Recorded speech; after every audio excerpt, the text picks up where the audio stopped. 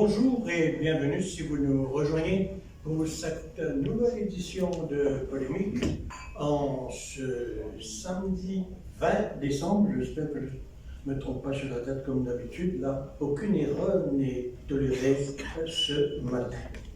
Donc bienvenue, c'est la première fois que nous diffusons une édition de Polémique délocalisée, pas si loin que ça, parce que nous nous trouverons pratiquement à 300 mètres d'ici. Nous avons pensé que c'était très bien de venir ici, faire cette émission en direct avec un public qui est déjà dans la salle. Et là, je remercie tout ce public qui nous a fait l'amitié, surtout, à une période si proche des fêtes de fin d'année, d'avoir bravé la fièvre acheteuse, surtout avec la proximité du China Mall à côté, de venir ici partager ce moment de bonheur, ce moment important pour nous, pour la radio, pour une réflexion, et nous serons ensemble jusqu'à midi. Ou non, 11h30, mais on pourra éventuellement déborder si les techniciens ne n'ouvrent pas trop l'horloge. Alors il faut dire que Polémique a pris naissance dès le départ, à la limite, moi-même j'ai oublié à quelle date précise, nous avons commencé à faire des émissions de ce type à la radio. Je me souviens que quand j'étais directeur général de la radio, j'animais l'émission Polémique tout au départ, et quand je suis venu par la suite avec d'autres responsabilités, c'est Habib Moussaïd qui a pris la relève pour animer Polémique, dont je salue la présence de sa nièce Asma parmi nous ce matin, la nièce que j'ai eu le plaisir d'interviewer sur le plateau de Dimanche Culture parce qu'elle est autrice d'un recueil de poèmes. Cela dit, Habib est très bien représenté aujourd'hui. Il faut dire que j'animais aussi à l'époque l'émission Nous la voix, nos radios, dans l'après-midi, les jeudis après-midi. Et avec les résultats que nous avions régulièrement deux émissions du même type, jeudi après-midi et samedi, avec les mêmes intervenants, comme vous avez pu le constater vous-même, avec les mêmes intervenants, souvent les jeudis après-midi et les samedis matins. Ce qui faisait des redites. Et puis ce sont des interventions oui, mais c'était plus des analyses par des partisans dont les postures étaient tout à fait tranchées et qui ne toléraient aucune tolérance. C'est-à-dire qu'ils se bagarraient entre eux, c'était souvent un dialogue de sourds, personne n'entendait personne, avec pour résultat, moi, ça m'a populaire un peu, pour vous dire des choses un peu vulgairement. Et là, je rends hommage à Ashley Victor qui anime l'émission Nous la voix, nous radio, les jeudis après-midi, qui fait preuve mais d'une patience monumentale. Il doit être dans les ordres, ce garçon-là. Pas possible d'être aussi patient que lui. Moi, je n'ai pas cette patience-là. Avec pour résultat, parce qu'on entendait les mêmes choses, year in, year out, comme dirait l'anglais. Et là, nous avons pensé créer une autre formule, un peu la manière. On n'invente pas les formules, à la radio, on n'invente pas le show ou le fil à couper le beurre, nous inspirant de quelques grandes émissions en France, du type LCI, pour faire des plateaux avec les mêmes invités, comme vous avez pu le constater en France, avec les mêmes invités à chaque fois, pour, si vous voulez, une meilleure analyse des événements politiques ou de l'actualité politique. D'où la formule plateau, et aucune émission ne réussit avant 6 mois. Il a fallu prendre du temps pour Polémique avec les amis sur le plateau, soit accepté par l'ensemble du public. Il est évident, ceux qui ont hurlé le plus, ce sont les partisans de l'actuel régime ou de l'ancien régime. Parce qu'ils ne pouvaient pas faire leur propagande, se livrer à leur propagande, souvent obscène, à la radio. Alors que ce sont les mêmes, les intervenants que vous écoutez sur les auditeurs qui téléphonent à Radio One, soyez gentils, écoutez les autres radios. Ce sont les mêmes qui téléphonent à nos amis de Radio Plus et qui téléphonent à nos amis de Top FM. Donc, il a fallu dire, bon, assez, nous allons nous livrer maintenant, pompeusement et sans modestie, à quelques réflexions plus sérieuses les samedis matins, avec des invités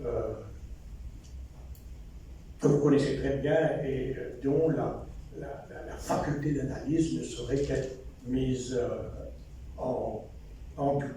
On nous a reproché aussi, avec raison parfois, de ne pas satisfaire la parité homme-femme. Je sais gré à Christina Lagen et à Michel Achao d'avoir accepté, mais pour ceux qui nous ont fait de la critique, avec raison, je leur dirais, donnez-moi quelques noms. Est-ce que vous croyez qu'il est facile d'avoir un élément féminin qui a travaillé lundi jusqu'à vendredi et qui doit s'occuper de ses enfants samedi matin, ou qui doit faire les courses samedi matin, de venir s'emmerder sur les ondes de Radio One de 9h à 11h? Impossible. Donc, si vous trouvez ces oiseaux-là, faites-moi savoir. Parce qu'on va élargir, bien évidemment, le plateau à partir de la semaine prochaine. Voilà pour l'essentiel de ce que je vais dire sur cette émission-là. J'ai oublié de saluer la présence parmi nous, votre présence bien évidemment, et celle de Monseigneur l'évêque de Maurice, ancien, en la personne de Yann Ernest, et surtout saluer aussi la présence de notre ami Jean-Paul Château, qui, Jean-Claude s'en souvient, Jean-Claude Château qui nous emmerdait systématiquement à la moindre faute à l'antenne. Je te faisais un mail de 50 mots. Impossible, Jean-Paul. Merci. Merci d'être présent. On s'est habitué à lui et même les journalistes ne s'en plaignent pas trop quand il fait la remontrance sur une faute grammaticale ou une syntaxe. Merci d'être là, surtout Jean-Paul. Et puis notre panel, il faut que je fasse attention à l'heure moi aussi, nous commençons systématiquement, nous invitons les mêmes personnes. C'est ce que je vous ai expliqué au départ. Jean-Claude Delestrade s'est imposé de lui-même, forcément, ancien ministre, avec plusieurs portefeuilles, affaires étrangères, plans, entre autres, et puis ancien secrétaire général de la Commission de l'océan Indien, ancien directeur de la Sentinelle, et aussi auteur de plusieurs ouvrages. Peut-être certains ne le connaissent pas de cette manière-là, quelques-uns le savent au moins, auteur de plusieurs ouvrages, dont sur l'histoire de l'île Maurice, l'histoire de Maurice racontée à mes petits-enfants, entre autres, romans, et on peut trouver ces ouvrages en librairie. C'est un des rares auteurs qui continue toujours à toucher des royalties importantes. C'est ce qu'on a compris. Il y a Christina Alagen, dont nous avons eu de problème pour la convaincre de venir nous rejoindre tous les samedis, titulaire d'un BSc en économie et finance et d'un MSc en Financial Economics, expert en performance des entreprises, et c'est une, peut-être vous l'avez remarqué, une métisse mauricienne malgache, et elle se flatte d'être une mère de Tatiana, de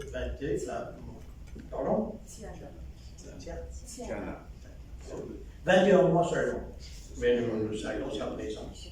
Il y a Michel Achao, titulaire d'un MBA et d'un master en Relations internationales de l'Université de Barcelone, Business Developer, et dans le domaine de l'externalisation des services et spécialisé en relations internationales. C'est-à-dire que nous allons accorder une part aussi aux relations internationales. On ne pourra pas manifestement parler de tout, mais nous allons commencer avec la géopolitique au sein de l'océan Indien. Et puis il y a Alain Sinapen, 58 ans, c'est une qualité, parce qu'il plombe la moyenne d'âge sur le plateau. spécialiste en matière de logistique et de distribution dans le privé, analyste et surtout un passionné de politique et de chevaux. Il ne court pas au champ de Mars, sinon il serait multimilliardaire. Il est cavalier, gentleman, comment on appelle ça? Et puis il y a Jean-Paul Labonne, le troisième chauve du plateau.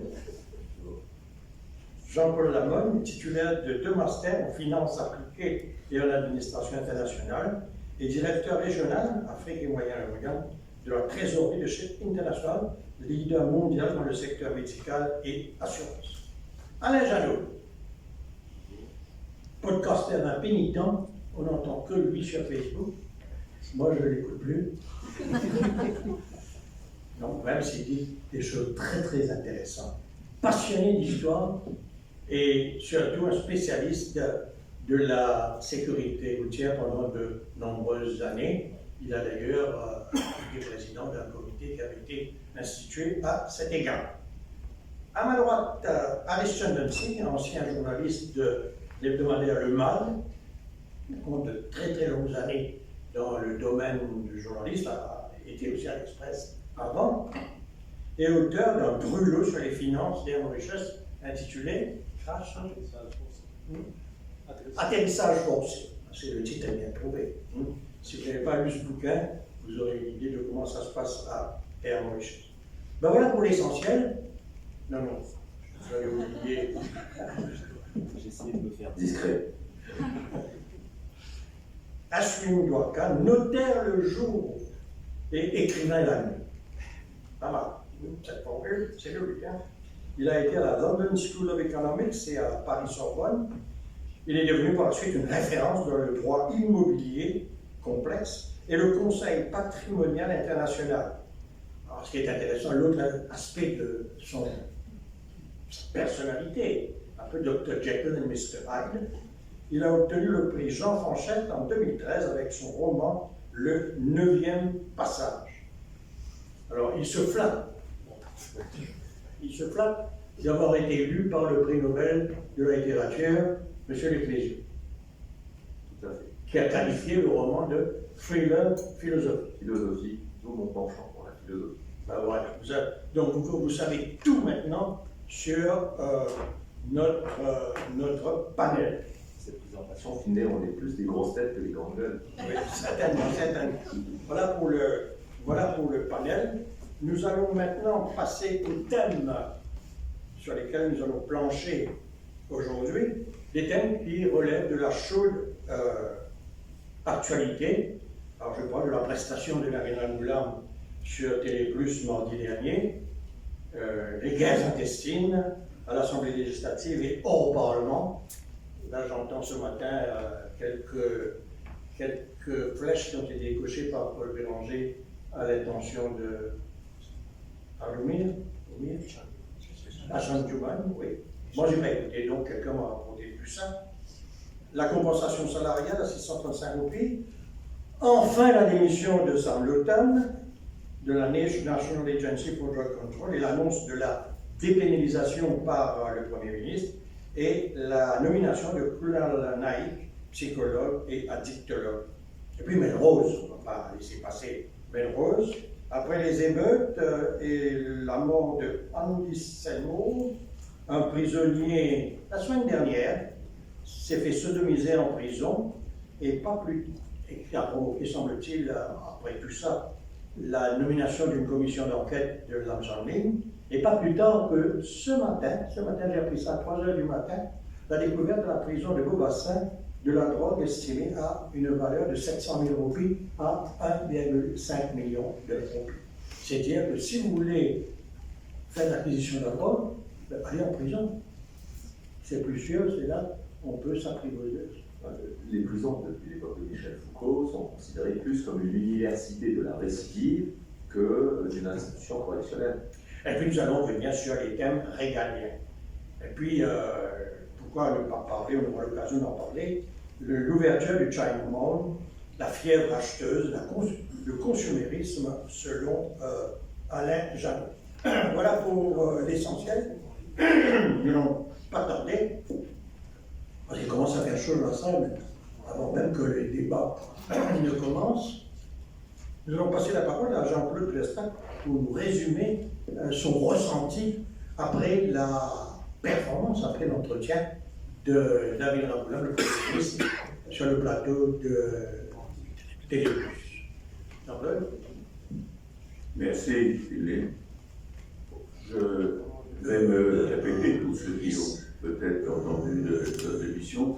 Il n'y a pas que les auditeurs qui sont sur toutes les radios, hein. Les panélistes aussi sont souvent également sur plusieurs radios. Et je vais donc, je m'en excuse, redire ce que j'ai déjà dit. Pour analyser l'intervention du Premier ministre, attendue depuis longtemps, parce qu'il nous avait annoncé qu'il allait faire le bilan de son action tous les 3 mois, ce qu'il n'a pas fait. Il a fallu attendre une année pour qu'il vienne rendre compte, en partie, de ce qui a été accompli au cours des derniers 12 mois. Alors, je pense qu'il avait 2 ou 3 objectifs principaux en faisant cette intervention. La première, et je sens ça en filigrane dans tous les discours, c'est un souci de rassurer la population. D'abord, sur le plan politique. On a vécu plusieurs mois d'instabilité politique. La nation était sur les nerfs, on ne savait pas si ce gouvernement allait durer, s'il devait y avoir cassure ou démission. Et c'est très mauvais, évidemment, pour un pays de vivre dans une situation d'instabilité politique, notamment sur le plan économique. Les industriels, les hommes d'affaires, les investisseurs attendent de voir qu'est-ce qui va se passer, est-ce qu'il y aura une cassure ou pas, est-ce qu'il y aura un nouveau gouvernement, est-ce qu'il y aura de nouvelles élections. C'est très néfaste, sur le plan de la gouvernance, de la gestion d'un pays. Donc il est venu rassurer la population sur le fait que, je m'avance en disant que c'est un fait, en tout cas l'intention de s'assurer que ce gouvernement dure jusqu'à la fin de son mandat. C'est plutôt rassurant, mais nous ne sommes pas à l'abri des accidents, connaissant les interlocuteurs et les protagonistes au sein de cette alliance. Mais enfin, c'était utile, ne serait-ce que sur le plan de la relation internationale, de la diplomatie, que le Premier ministre du pays vienne dire « nous avons un gouvernement stable, il est fait pour durer, nous avons trouvé un modus vivendi ». Et ce malgré le fait que son discours fut creux, c'est-à-dire que, bon, pour un journaliste qui a suivi l'actualité, Ramboula n'a rien apporté de nouveau, il n'a rien appris de nouveau, d'une certaine manière. Oui et non, peut-être que je serai moins sévère que vous, pas aussi creux que cela. Il a expliqué, même si on le lui reproche, les difficultés que ce gouvernement a gérées, héritant de la situation que l'on sait. Ce n'est pas creux, c'est une vérité. Sauf que 5000 fois répété pendant une année.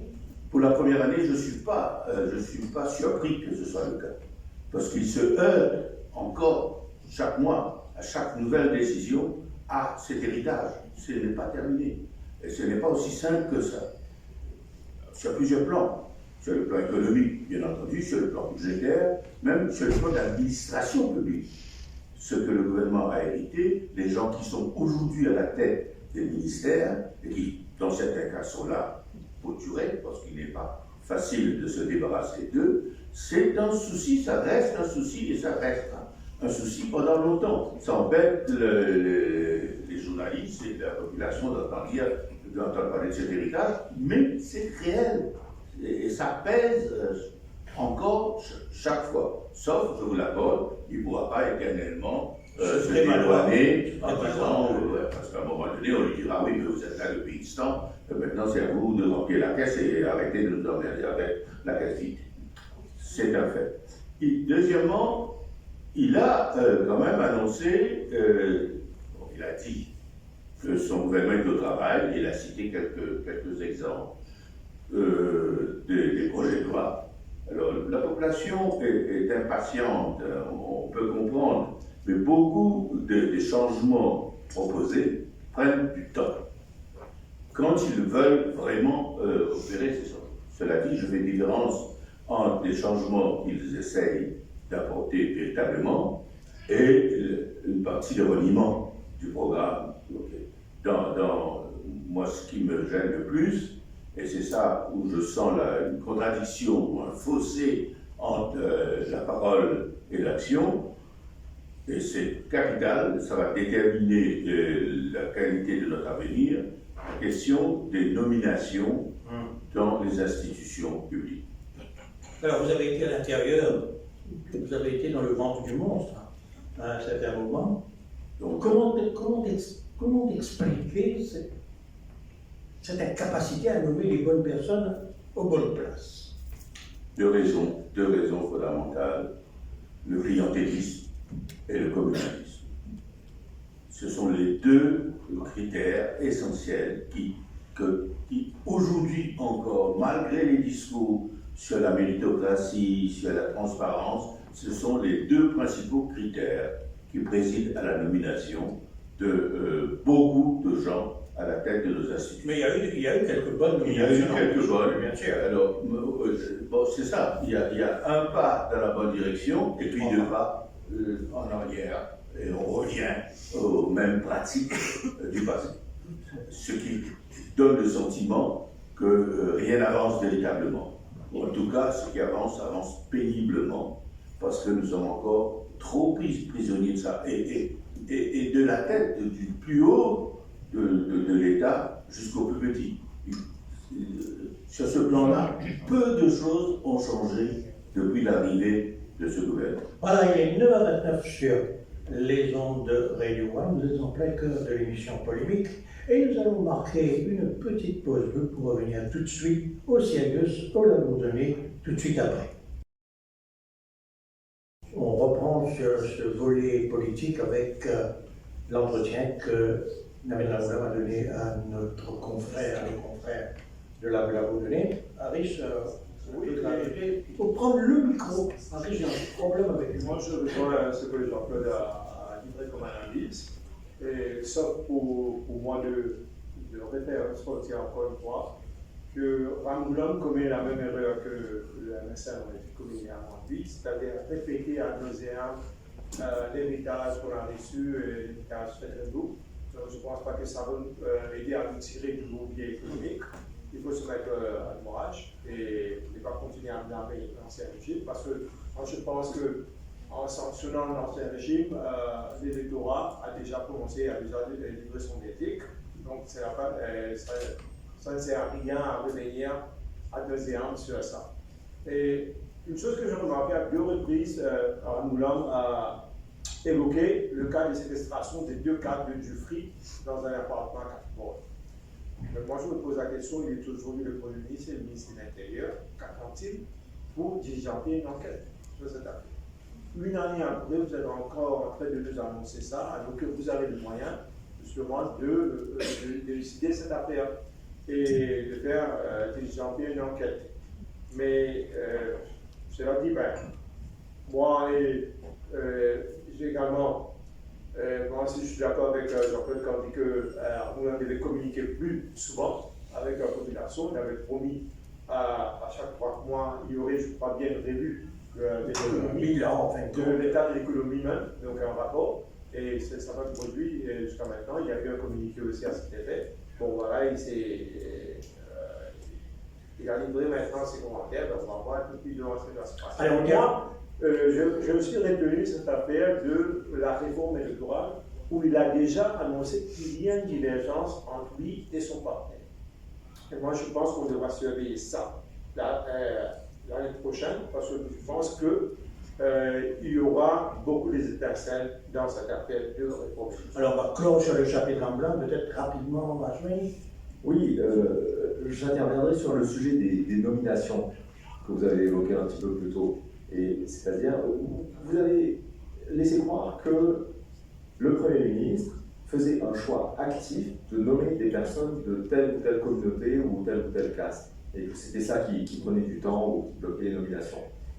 En fait, il ne faut pas sous-estimer le pouvoir des lobbies, une espèce d'état profond mauricien qui fait que même si les décideurs ont identifié les bonnes personnes compétentes, intègres, à nommer à la tête des institutions, vous avez toute une machinerie de lobbies sectaires qui se met en branle ensuite pour bloquer ces nominations.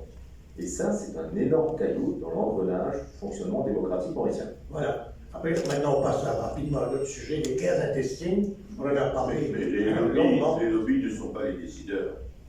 C'est quand même le Premier ministre qui décide. Allez, les guerres intestines. Qui c'est qui veut commencer là-dessus? Alain?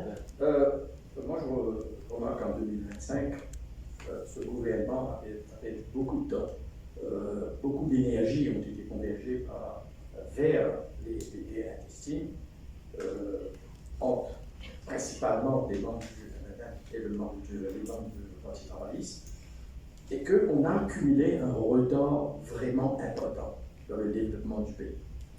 Et toutes ces guerres intestines ont eu un effet néfaste sur les enjeux économiques, sur les enjeux majeurs de notre pays, par exemple, enjeux économiques. Aujourd'hui, qu'on se rend compte, après un an, que l'économie, c'est la priorité des priorités. Donc, en 2026, il y a quand même un espoir, parce que Navid Ramgoolam parle de la vitesse d'exécution des décisions. Moi, je pense que 2026 va être une année extrêmement importante pour ce gouvernement, et il est temps que ce gouvernement décolle et que nous fasse des résultats exceptionnels. Merci. Jean-Paul? Alors, j'aimerais juste retourner 30 secondes sur les nominations. Il est salutaire de noter qu'un gouvernement nomme des personnes, mais lorsque ces personnes ne sont pas à la hauteur de leurs responsabilités, ce même gouvernement n'hésite pas à les révoquer. Je pense que c'est salutaire pour notre pays. Et par rapport aux guerres intestines, on s'attendait parce que dans une situation de 60-0, on ne peut pas, l'opposition va en interne. Et encore une fois, je trouve qu'il est salutaire que nous ayons des voix discordantes au sein du gouvernement. On a dénoncé, avec raison, pendant presque 10 ans, un régime où tout le monde s'alignait derrière le leader. Donc aujourd'hui, je trouve qu'il est salutaire qu'il y ait une opposition au sein même du gouvernement. Maintenant que cette opposition déborde sur la place publique, cela est sujet à débat. Mais je pense encore une fois que s'il n'y avait pas cette espèce de révolte au sein du gouvernement menée par le vice-premier ministre, la situation aurait été bien plus pire pendant cette année de gouvernance de l'Alliance du changement. Je m'attends à ce que 2026 soit une année où les nombreux défis soient relevés, mais je pense aussi que ce gouvernement est à l'image de Navid Ramgoolam, à défaut d'être convaincant, a une sincérité et veut avancer dans la bonne direction. Merci. Là, nous allons passer à cette compensation salariale pour 635 roupies. Et puis là, on a vu le Conseil des ministres après une série de décisions hier, la moitié de l'augmentation des salaires en janvier 2026 et l'autre en 2027. On va écouter quelques voix féminines sur ce chapitre. Alors effectivement, en ce qui concerne l'augmentation salariale, on en a parlé la semaine dernière, 635 roupies, qui représente 25 roupies de plus que ce qui avait été accordé l'année précédente. Donc évidemment, les dents vont grincer. En même temps, tombe le rapport du PRB, qui lui, bien sûr, n'arrive pas tous les ans. Et là, on note une augmentation d'environ 15% qui sera accordée au secteur public, à nos fonctionnaires et à nos hauts fonctionnaires. Et donc, comme ça a été communiqué, cette augmentation sera payée en 2 tranches.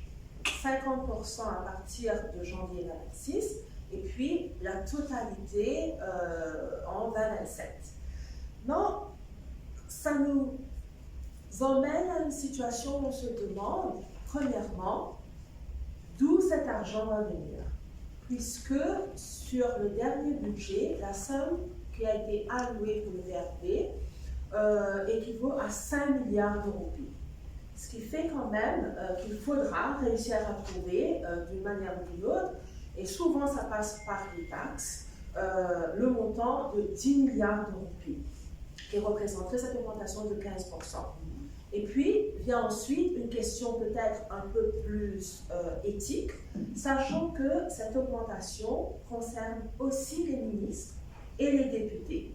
Alors, quand on nous dit qu'on est dans une situation difficile, on s'attend à voir, est-ce qu'il y aura un mouvement ou un geste courageux pour se dire que, étant ministre et député, nous renonçons à cette augmentation, du moins pour une certaine période jusqu'à ce que les choses s'améliorent, ou est-ce que, en ce qui concerne ce sujet spécifique, l'argent apparaîtra un peu comme par miracle. Donc, c'est intéressant. Alors, il faut savoir aussi que, bien évidemment, le syndicat n'est pas tout à fait satisfait, parce que c'est la première fois que le PRP sera payé en 2 tranches. Et on peut bien sûr essayer de comprendre cela par le fait que, justement, on se trouve dans une situation économique difficile et que actuellement, on ne peut que donner 50% pour ensuite, avec une amélioration de la situation, arriver à cette totalité qui est préconisée par le PRP. C'est ce que exactement disait le Premier ministre lors de son intervention, que lorsque les choses iront mieux, on pourra faire plus d'efforts. Je rejoins tout à fait Christina. Le problème, c'est où est-ce qu'on va trouver l'argent pour tout ça, parce que là, on parle quand même de 10 milliards, comme l'a dit Christina. Il y a aussi le rapport qui arrive, et en même temps, nous avons un déficit qui est considérable, qui est à 83% de notre PIB aujourd'hui. Il faut absolument, et c'est là que je reproche toujours à ce gouvernement ce manque de communication ou d'expliquer à la population en général comment est-ce qu'ils vont s'y prendre. Là, on dit 50% oui, mais c'est 135 copies en même temps, comme disait Christina, en même temps pour les ministres aussi. Là, nous avons un problème. C'est-à-dire, c'est 2 poids, 2 mesures toujours, et toujours les mêmes qui payent les pénalités, c'est-à-dire le peuple. Alors, moi, je ne suis pas tout à fait contre le fait qu'il y ait cette augmentation, mais il faut expliquer aussi comment est-ce qu'on va s'y prendre, le déficit budgétaire, etc. C'est absolument C'est clair et net que l'imposition n'est pas une solution. Selon la célèbre courbe de Laffer, arrivé à un taux d'imposition, les revenus n'entrent plus puisque les gens ne consomment plus, ne déclarent plus. Trouver l'argent, c'est relativement simple. Je vois que les médias passent leur temps à taper sur la tête du ministre ou des ministres des Finances, et en espérant que plus ils gueulent, plus par magie, l'argent sortira de la poche des ministres ou de nos gouvernements. Ça n'existe pas.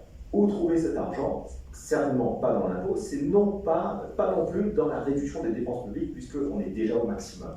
Donc, pour ça, je m'appuie sur les statistiques des Nations Unies. Le trafic de stupéfiants en pourcentage du PIB mondial, c'est en moyenne 1%.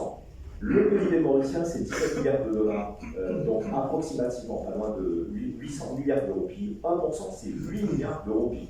Les saisies de drogue annuelles à Maurice tournent autour de 2 milliards de roupies.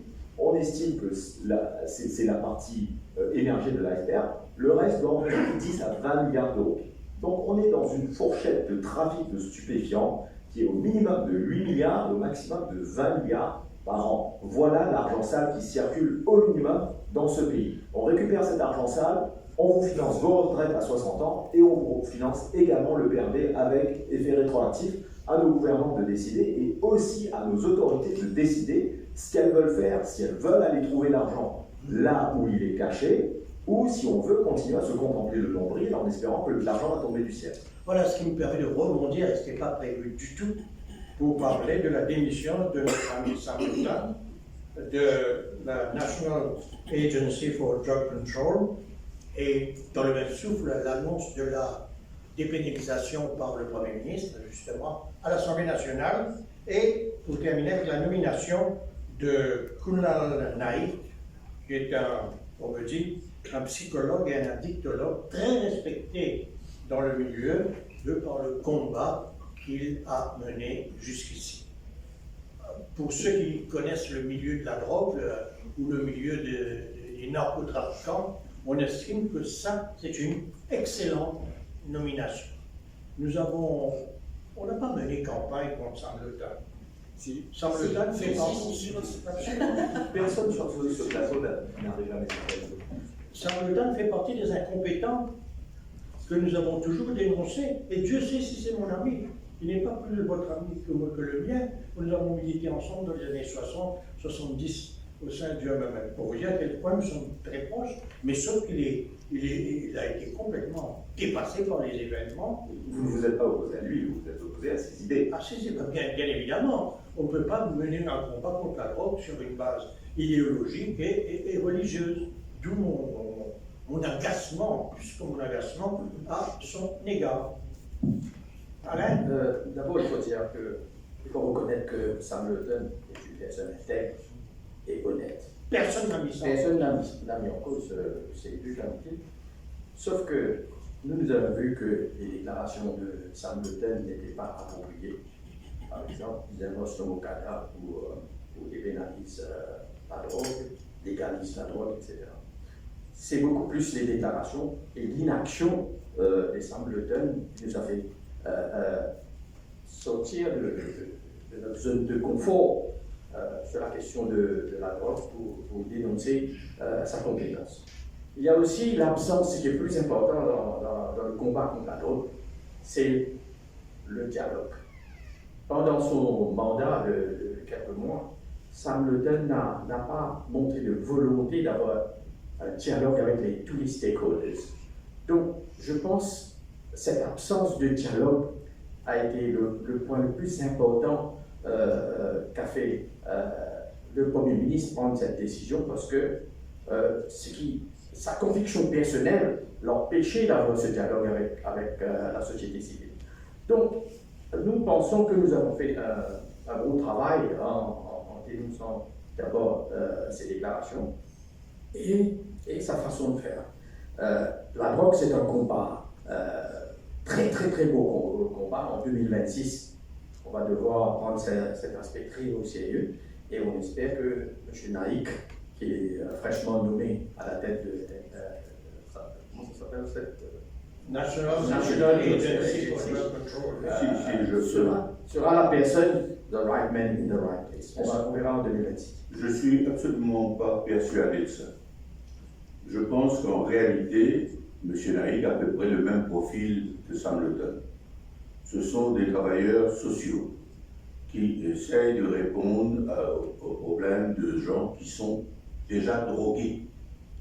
Ce ne sont pas des gens équipés pour aller combattre la drogue, l'arrivée de la drogue, le fonctionnement de cette mafia. Ils sont des gens psychologues et autres, Sam Le Tan, travailleur social, c'est pour s'occuper de ceux qui sont tombés dans la drogue. Mais ils ne sont pas équipés pour, dans le combat, qui est un combat difficile. Oui, il y a très peu de pays qui ont réussi ce combat-là, y compris des pays qui ont des moyens infiniment. La France, par exemple, en ce moment. La France, les États-Unis, ne parlons pas de l'Amérique latine, ne parlons même pas de nos voisins, les Seychelles, etc. C'est un problème extrêmement grave. Et ce n'est pas des travailleurs sociaux qui sont en mesure de faire ça. C'est les politiques. C'est les politiques, c'est pas de répression, c'est l'intelligence, dans le sens de l'information à collecter. Et c'est un combat extrêmement difficile et qui va être mené, et qui ne peut pas être mené seul. Ça demande aussi une coopération internationale, régionale notamment, y compris identifier la source de tout ça. Alors, ce n'est pas des gens bien intentionnés qui sont des psychologues et d'autres qui vont être en mesure de produire des résultats sur ce plan.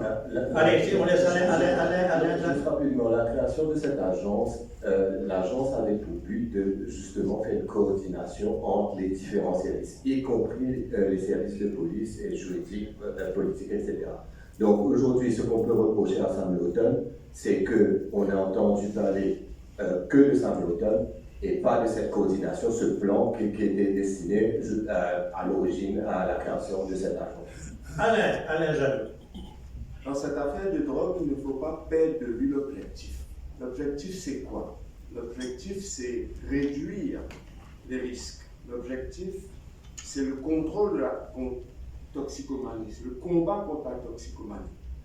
Mais nous sommes en train de faire croire que l'objectif, c'est la dépénalisation. La dépénalisation n'est pas le combat. La dépénalisation, c'est un des moyens. Et si nous ne changeons pas de mentalité dessus, je crains que nous avons raté l'objectif. Je suis d'accord avec Alain, c'est un des moyens d'arriver à l'objectif de combattre le trafic de stupéfiants. La dépénalisation, c'est un des moyens d'assécher les flux financiers des trafiquants. Et je suis pas en désaccord avec Jean-Claude quand il disait qu'il n'y a pas d'exemple de lutte efficace contre la criminalité liée à la drogue. Le Salvador, avec Nayib Bukele, ses méthodes ont mené à 96% de réduction de la criminalité. Alors, c'est pas une méthode qu'on pourrait. Oui, avec quels moyens est-ce qu'on peut appliquer les méthodes de Salvador dans un pays comme Maurice? Le Salvador était un pays pauvre, c'était un pays en faillite. On peut laisser Michel, par élégance, placer un mot, mais pas plus. Merde. Voilà. Non, ce que je voulais dire, c'est que le problème de la drogue en soi, je comprends bien ce que dit Jean-Claude en ce qui concerne les nominations, c'est pas autant les nominations, mais la volonté de vouloir faire les choses. Je pense que quelqu'un de jeune, et là je ne critique pas ni Sam Lotan ni ses compétences, mais quelqu'un de jeune sera beaucoup plus ouvert à certains dialogues peut-être concernant le problème de la drogue, parce que la drogue, la légalisation du cannabis va aider peut-être, et là je dis peut-être parce qu'on n'est pas sûr, à peut-être diminuer la consommation de drogue dure à Maurice. C'est peut-être le but de cette dépénalisation. Et en même temps, dire aussi que ce combat est quelque chose de très urgent, parce que ça englobe tous les problèmes que nous avons au niveau de la société. Qui sera après law and order, bien sûr, du Chaillorier, le taux de criminalité qui ne cesse d'augmenter, peu importe qu'ils soient nominés, peu importe le travail qu'ils font, s'ils sont des travailleurs sociaux, etc. C'est la volonté de vouloir faire avancer les choses. C'est tout. Voilà, maintenant on passe à autre chose. Melrose, qui a été un peu notre dada aussi pendant quelques semaines, depuis, comme vous le savez vous-même, les émeutes.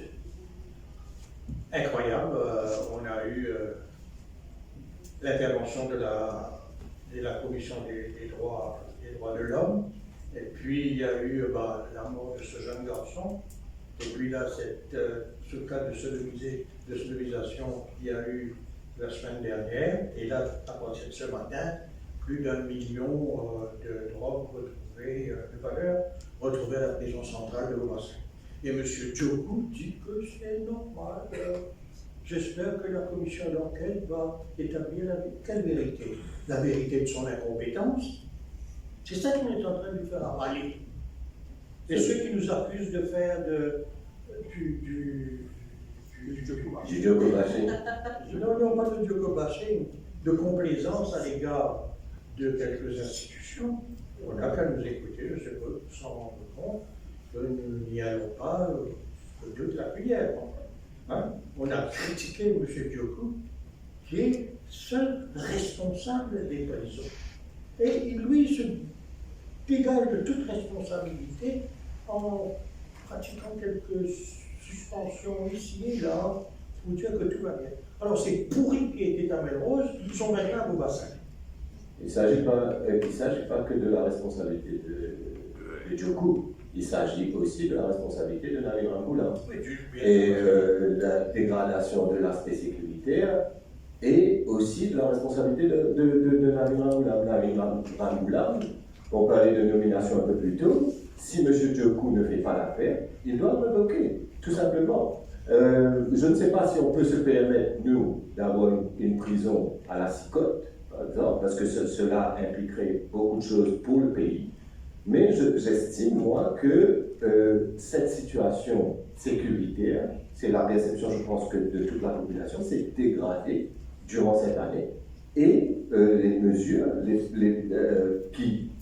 auxquelles on s'attendait, malheureusement, n'ont pas été appliquées. Voilà, ce qui me permet de rebondir encore une fois sur law and order. Maintenant, on peut y arriver, parce que Jean-Paul nous a fait un petit pont là, pour qu'on puisse la transition. Et c'est que vous commencez sur law and order. Allez, Alain va vous dire. aller avoir quelques minutes parce que nous approchons gravissime vers 10 heures, dans quelques minutes. Les statistiques nous montrent qu'il n'y a pas une dégradation dans le lot. Sauf que la perception est différente. La perception, la façon dont nous voyons la situation, c'est une situation préoccupante. Et d'ailleurs, les ambassades ont commencé à évoquer ce problème, par exemple l'ambassade américaine, l'ambassade de la Russie, et je suis sûr que les autres vont suivre le pas. En matière de crimes violents, on a vu une régression de l'ONU. Il n'y a pas autant de crimes, mais le chiffre est très élevé.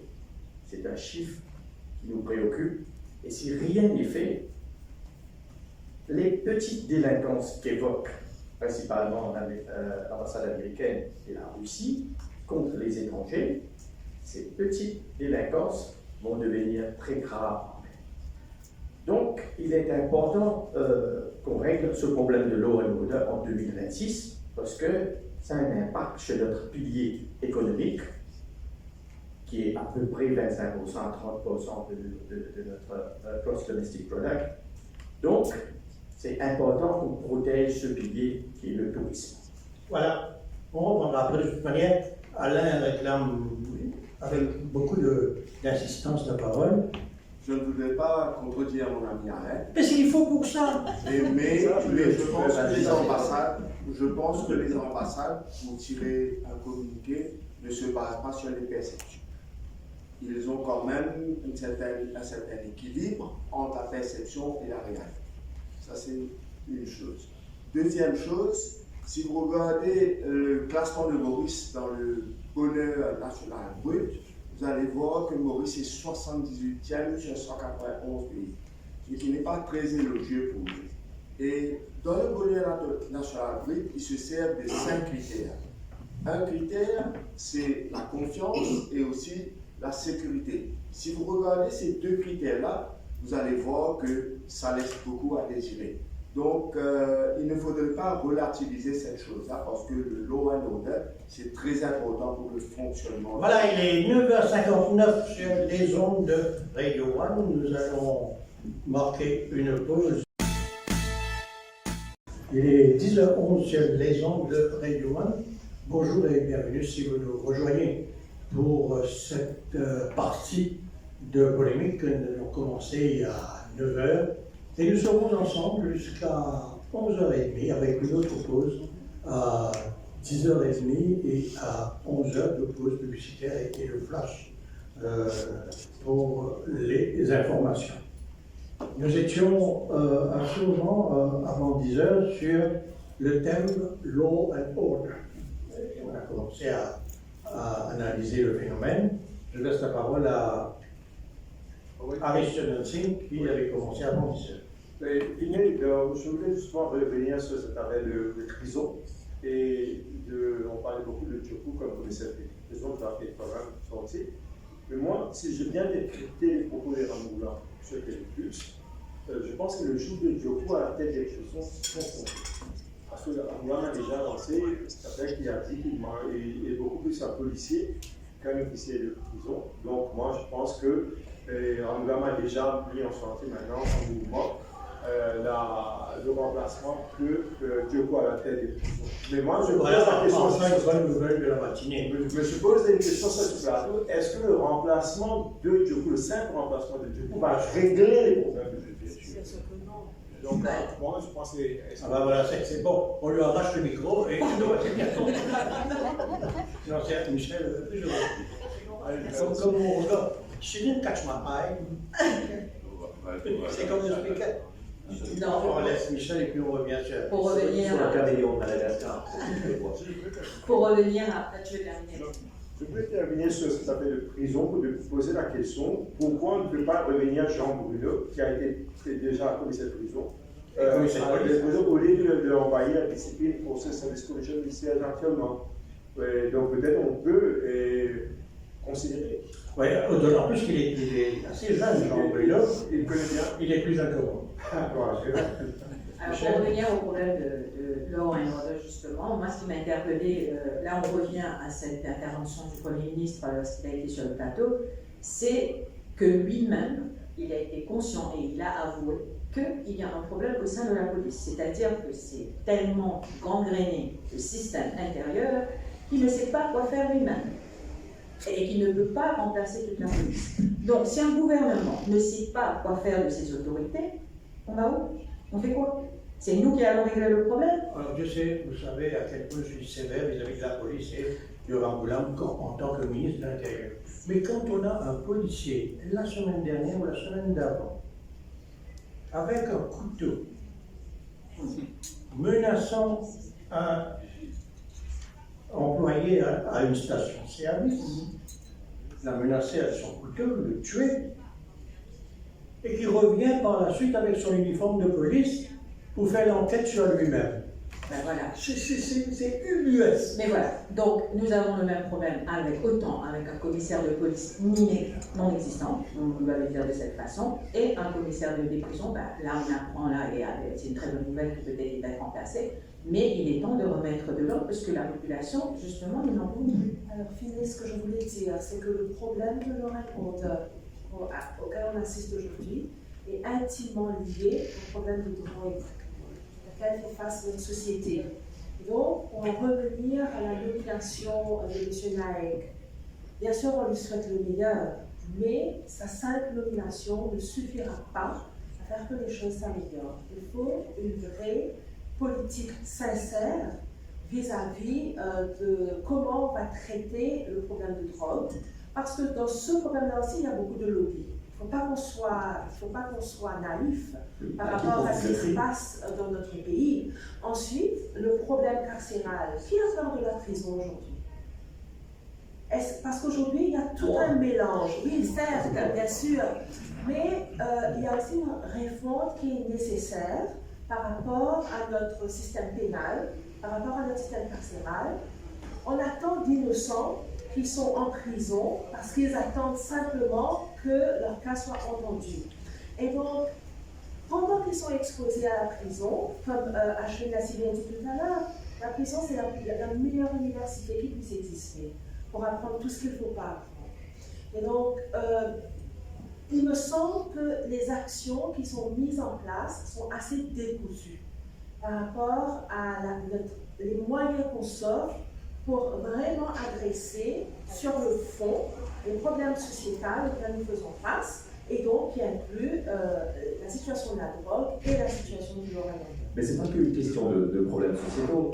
La réponse de Jean-Paul était en fait lourde de sens. Pourquoi est-ce que lui, il a peur de la prison? C'est parce qu'il a quelque chose à perdre. Quand vous n'avez rien à perdre et que vous avez paradoxalement quelque chose à gagner en allant en prison et en étant introduit dans des milieux mafieux, en étant introduit dans certains réseaux de délinquance, oui, là, vous avez presque intérêt à aller en prison. Jean-Claude? Le point qui vient d'être fait sur le lien entre la drogue et le problème de law and order est fondamental. Nous n'allons pas pouvoir régler le problème de law and order sans régler le problème de la drogue. Tous ces cas de vol à la sauvette, etc., sont le fait de drogués qui sont à la recherche de moyens faciles de trouver de l'argent pour... C'est fondamentalement mais il faut commencer par le commencement. Si vous voulez vous attaquer à ce problème, il faut l'attaquer à la racine. La racine, ce n'est pas la demande, la racine, c'est l'offre, la fourniture de stupéfiants. Et cette fourniture de stupéfiants survient parce que les lois qui existent à Maurice ne sont pas correctement appliquées. On est extrêmement sévère avec les petits délinquants, alors que les gros ne sont pas. On ne peut pas dire ça. On peut faire des échanges sans chevaucher. Oui, on ne peut pas dire ça. Quand tu fais comme ça, tu restes tranquille. Il y a un marché quand il y a une demande et une offre. S'il y a un des deux, il n'y a pas de marché. Donc il y a autant de demandes que d'offres. Et l'offre existe parce que la demande est là. Maintenant, ce n'est pas simple, je répète. Je sais que l'idée du gouvernement d'une agence, encore une fois, l'agence nous n'avons pas cette expertise. Je crois savoir que le gouvernement est en train de chercher des cadres, y compris même directeurs d'agence, à l'extérieur du pays, parce que nous n'avons pas ce genre d'expertise. Et c'est pareil pour la prison. Alors, tout à l'heure, là, on avait eu l'air de s'étonner qu'il y a des criminels, des drogués, des gendarmes. C'est le lieu où on les trouve. Hein. C'est là où ils sont concentrés. Et Djougou ou pas Djougou, ça ne va pas être simple. Il y a tout un écosystème à mettre en place pour essayer de régler le problème. Et le niveau d'expertise qui existe chez nos gars de prison ou chez nos policiers ne nous permettra pas de résoudre ce problème. Il faut aller chercher de l'expertise. On oublie sur un autre plan. Hier, j'ai assisté à un débat extrêmement intéressant, je ne sais pas si on va en parler. Si, on va le nombre de fois, quand on regarde le développement de ce pays au fil des années, le nombre de fois où nous avons progressé grâce à l'importation d'une expertise. Alain. Pour la prison, c'est pareil, pour la drogue, c'est pareil. Alain. Nous sommes un État insulaire, donc la drogue nous vient de l'étranger. Et il y a beaucoup d'étrangers qui purgent leur peine dans les prisons mauriciennes. Et il se pourrait bien que ces étrangers-là favorisent et agrandissent un réseau de drogue à Maurice. Moi, je voudrais bien savoir quelle serait la possibilité qu'ils purgent leur peine chez eux. Comme ça, on peut casser cette espèce de réseau. C'est tout à fait possible, ça se fait en Indonésie parce que les prisons sont tellement horribles là-bas que les pays étrangers réclament la restitution de leurs citoyens pour qu'ils puissent purger leur peine de prison dans des institutions. On ferme le chapitre avec ça. Avant de fermer le chapitre, je dis quelque chose qui, à mon avis, est crucial. Le problème de la prolifération de la drogue, c'est un problème de corruption de la police. Et des institutions. Dans un deuxième temps. Mais ce sont nos policiers, de la tête au 5 constables, qui sont responsables et qui, du fait de notre incapacité à agir sur. Il est évident que l'enjeu n'est pas en train d'imprimer toute la France. Bien entendu, mais beaucoup quand même. Je pense qu'il serait un peu minimaliste de dire que le problème de sécurité au sein de la société mauricienne est lié exclusivement ou singulièrement à la drogue. Nous avons malheureusement beaucoup de mots au sein de notre société. On voit le nombre de cas de road rage, par exemple, augmenter de façon exponentielle. Il y a une détresse humaine au sein de la société mauricienne qu'il faut parler et qui n'est absolument pas liée. Donc, pour en terminer, le nombre de saisies de drogue, la quantité de drogue saisie à Maurice ne correspond pas au marché mauricien. Nous n'avons pas ce degré de toxicomanie au sein de la société mauricienne. Ce qui, et moi, ça a été un argument que j'ai formulé pendant des années, Maurice est devenu une plaque tournante du trafic de drogue dans la région subsaharienne. Et nous arrivons sur le thème, un des thèmes régaliens, c'est justement la situation économique du pays, avec l'état actuel de cette situation économique, les chiffres, que disent les chiffres, et la vision 2050 qui a été plus ou moins balisée lors de la rencontre de la ministre concernée avec les autres partenaires sociaux. On va commencer avec Christina. Alors déjà, posons le cadre et posons un tableau de la situation économique du pays. Vous vous souviendrez, on a commencé l'année avec la douche froide du State of Economy Report. Mais concrètement, qu'est-ce que les chiffres nous disent? Donc, les chiffres nous disent que premièrement, on a une croissance d'uniquement 3,2% par rapport à notre produit intérieur brut. Et 3,2%, c'est largement insuffisant pour pouvoir soutenir les besoins de développement du pays. Deuxièmement, notre taux de chômage stagne autour de 6%. Et troisièmement, la faiblesse de notre roupies. Parce que là, on va terminer l'année avec un déficit commercial d'environ, grosso modo, 210 milliards de roupies. qui veut dire qu'il y a une pression forte par rapport à notre besoin de trouver les devises qui fragilisent notre pays. Donc, tout cela est aussi lié à, je dirais, 3 défis structurels auxquels notre économie fait face. Donc, premièrement, la dette publique. C'est un secret pour personne. Notre dette publique est à peu près à 83% de notre PIB. Énorme. Deuxièmement, Maurice fait face à une vraie pénurie de compétences, d'une part, et aussi à un vieillissement de la population qui fait que ça a un impact direct sur notre capacité à être productif. Et puis troisièmement, il ne faut pas oublier, on est un petit État insulaire, donc on est très vulnérable. Et on a là un problème qui émerge, qui est lié à l'eau, donc tout ce qui est lié à la pénurie de l'eau. Donc c'est dans ce contexte-là que le gouvernement vient avec la vision 2050. Bon, c'est une vision, une feuille de route stratégique qui ambitionne à poser les bases de ce que sera notre pays demain. Et alors, ce que j'ai compris, c'est sur 3 piliers principaux, encore une fois. Premièrement, la prospérité. S'offrir les moyens que d'avoir de nouveaux piliers économiques. Donc là, on parle de tout ce qui est intelligence artificielle, tout ce qui est numérique. On parle aussi beaucoup de l'économie bleue. À ne pas oublier que Maurice possède l'un des plus grands territoires en terres marines, qui est sous-exploité par notre pays actuellement. Et on parle de l'économie verte, c'est-à-dire bouger vers tout ce qui est énergie renouvelable. Et puis, ça adressera un de nos grands défis, c'est notre souveraineté alimentaire. Parce qu'actuellement, le poids de l'importation est principalement sur tout ce qui est alimentaire. Et donc, il faudra que Maurice arrive à bouger vers une plus grande suffisance, je ne dirais pas autosuffisance, mais du moins vers une plus grande suffisance alimentaire. Et puis, ne pas oublier la réforme de l'éducation. Donc, on défait, mais il faut vraiment arriver à équiper nos enfants pour qu'ils puissent répondre aux attentes de tout ce qui est fintech, de tout ce qui est avancé dans les services médicaux. Donc, ça, c'est maintenant que ça se prépare. Bon, on peut se dire que, sur papier, on peut avoir la meilleure stratégie possible.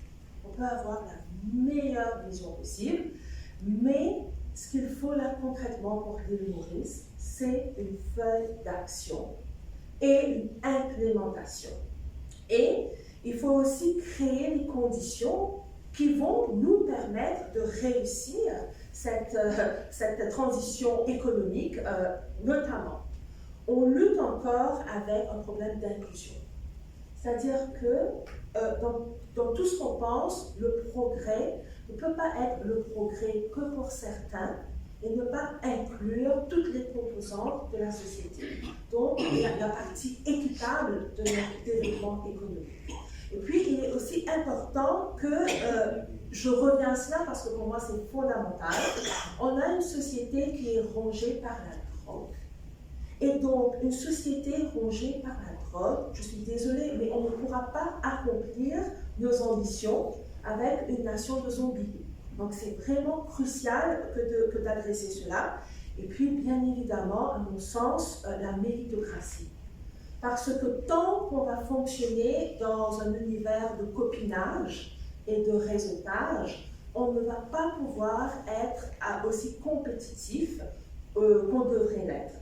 Donc, moi, ce que je retire de ça, c'est que, certes, il y a cette volonté, c'est une bonne volonté, que de penser, parce que 25 ans, c'est court dans la vie d'un pays. Donc, c'est maintenant qu'il faut commencer à jeter les bases, mais en même temps, il faut aussi qu'on voit plus de concret de la part de... Jean-Paul est aussi... Merci, Christina, pour tous ces détails. Alors, 3,2% de croissance du PIB, c'est déjà pas si mal pour un petit État. Si on compare avec les États-Unis, par exemple, la projection c'est à 2,7% pour cette année. Donc, 3,2%, c'est déjà pas mal. Donc, en ce qui concerne la roupie, elle s'est stabilisée.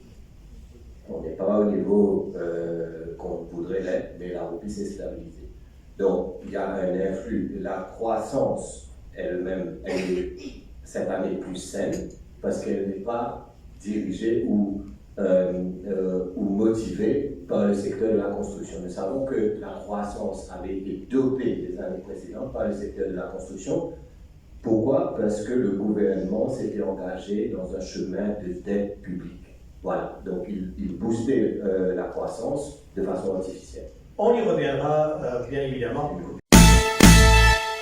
C'est en plein cœur de l'émission polémique, vous m'en remerciez pas parce que c'est pendant la pause que ça discute très ferme sur le plateau de nos panélistes ce matin. Nous étions sur la situation économique et... Tu m'as interrompu. Oui, mais j'avais interrompu. Non, la publicité t'avait interrompu. Voilà. Maintenant, on peut reprendre avec Jean-Paul. Alors, mon point par rapport, je ne faisais pas de comparaison entre l'économie américaine et l'économie mauricienne. Je dis en termes d'opportunité de croissance, si une économie aussi forte que l'économie américaine est à 2,7%, nous devons comprendre que nous n'avons pas cette capacité à surdévelopper notre économie comme une nation plus économiquement forte. Voilà, c'est ça mon point. Et si dit-il subtilement comprendre et si je peux terminer, si je peux terminer mon point, il est primordial, et là je rejoins Christina, de développer l'économie de la pêche et aller vers une certaine autosuffisance alimentaire. Mais ne fourvoyons pas, nous dépendrons et nous continuerons de dépendre de l'import. Alain? Bon, sur la question, allons commencer par les choses simples. Alain 1, 58 ans, Alain 2, 60 ans. Moi d'abord, je vois que les intentions sont bonnes. D'abord une consultation nationale sur ce sujet de vision 2050. Mais il y a beaucoup de personnes qui font l'amalgame entre la vision et le plan. Il faut séparer les deux. La vision, c'est where we are and where we want to be. La vision, comme l'a dit quelqu'un, c'est de faire rêver la population. Le plan, c'est un short term. La vision, il est long term. Elle est long term. Donc, il ne faut pas mélanger les deux. Un plan de chaque 5 ans, ça aidera à atteindre cet objectif, arrivé en 2050. Donc, à mon avis, les intentions sont bonnes, mais il faut que ça se droite. Combien de recommandations, combien de choses on va prendre on board pour qu'on arrive à cette vision de 2050? Ça, c'est la question principale. Il ne suffit pas de lancer un débat national sur la question, mais il est aussi important de prendre en considération ce que les personnes qui ont contribué à ce débat et qu'on prend toutes les argumentations, on fait une sélection de tous les arguments qui vont nous mener à cette vision de 2050. C'est très, très important. Alors, rapidement, oui, la seule ressource naturelle qu'on possède à Maurice, c'est la plus précieuse, c'est la matière grise. Et on souffre d'une grave, très grave fuite des cerveaux. Et si on n'endique pas cette fuite des cerveaux, peu importe les grands plans qu'on mettra en œuvre, dans 25 ans, on sera exactement comme dans le film Idiocracy. Le titre parle de lui-même. Alain? On possède la matière grise, mais on possède aussi certaines ressources. Nous avons une terre très fertile, un climat favorable et un des plus grands espaces marins. 2,3 millions de kilomètres carrés. Comment? Moi, je trouve que c'est inconcevable qu'on est en train d'importer du poisson avec un tel profil.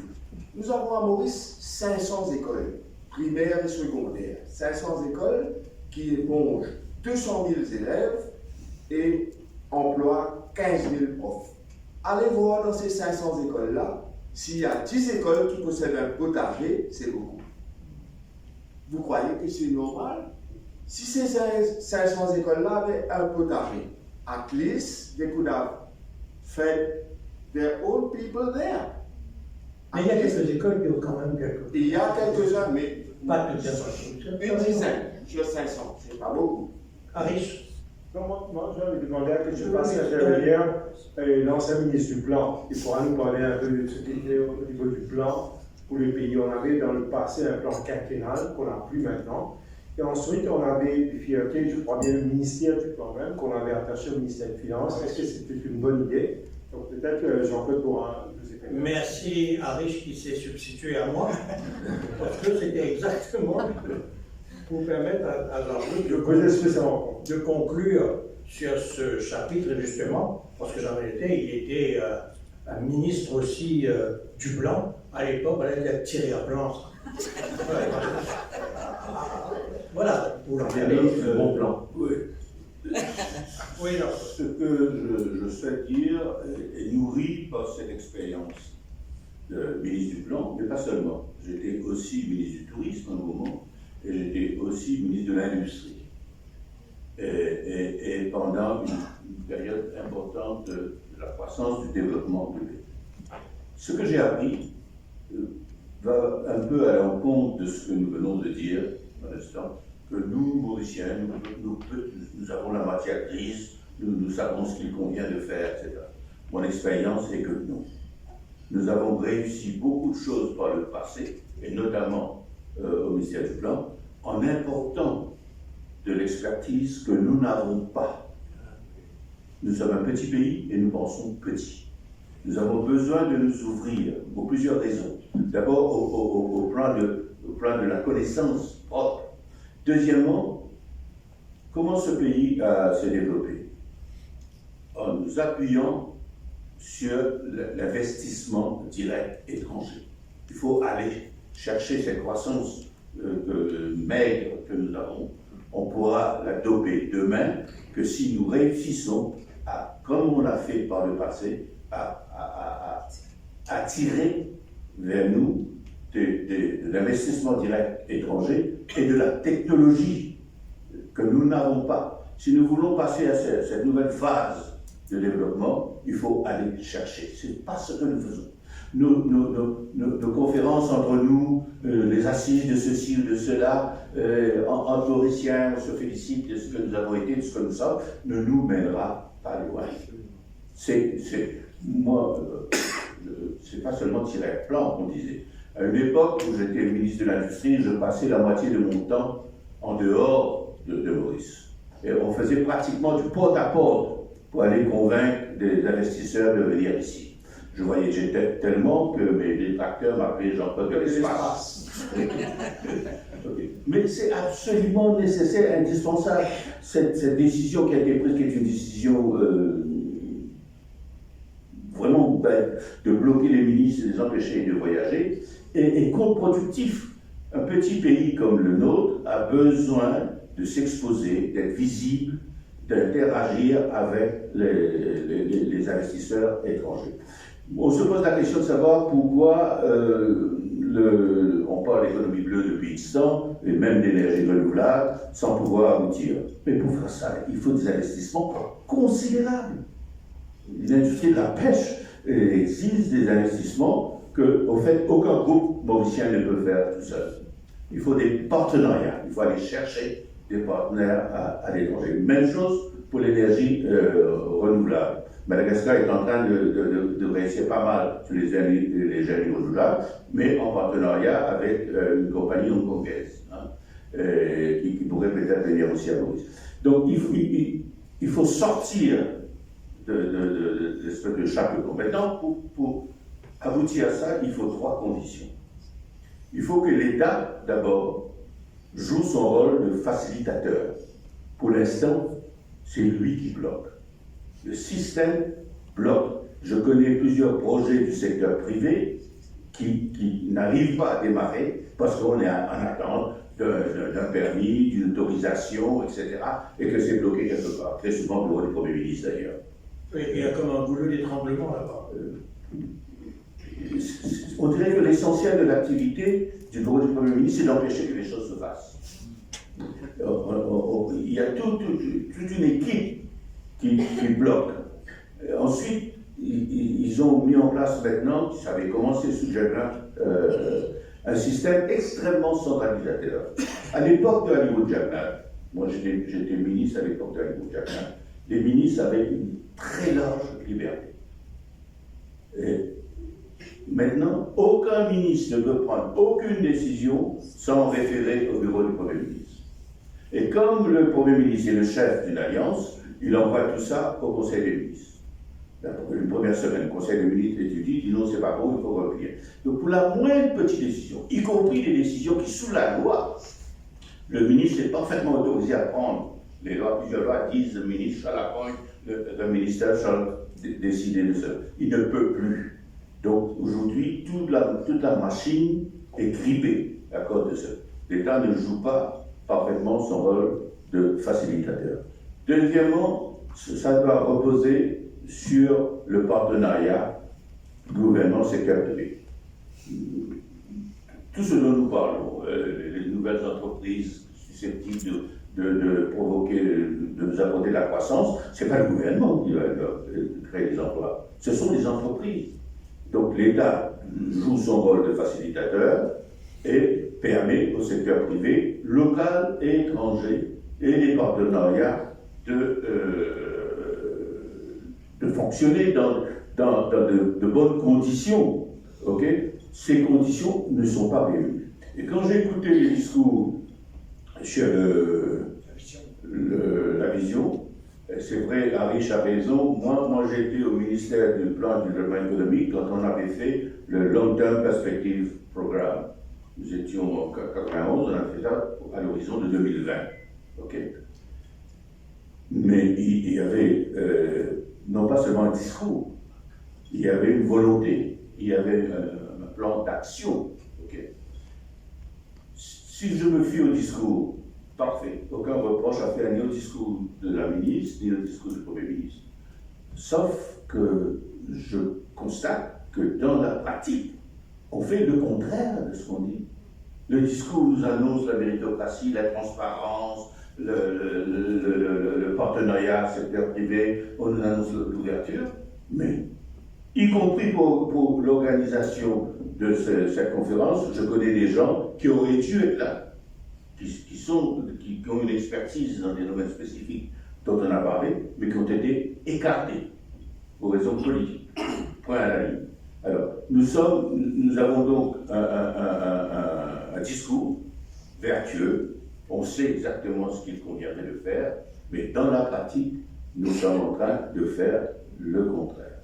Alors, je crois qu'il y a, dans certains milieux du gouvernement, et c'est vrai, on a évoqué tout à l'heure le fait que nous avons un gouvernement à deux têtes, hein, et il y a, dans une partie en tout cas du gouvernement, il y a conscience de ça, on veut aller plus vite, on veut aller dans le respect du programme. Je donne un exemple.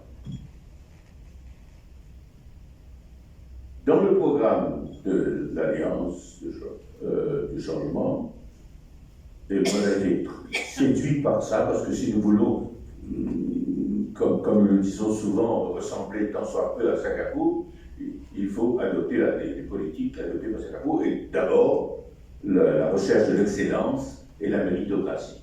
Le Singapour est fondé sur cette considération-là. Et donc il y a un ministre qui a lu le programme et qui croit que donc il faut respecter les engagements.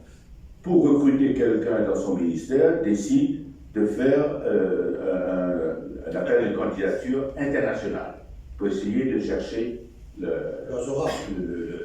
meilleure compétence possible. Ben, il s'est fait avouer. Non mais Dieu, comment? Vous, ce poste-là, ça doit venir à quelqu'un d'entre nous.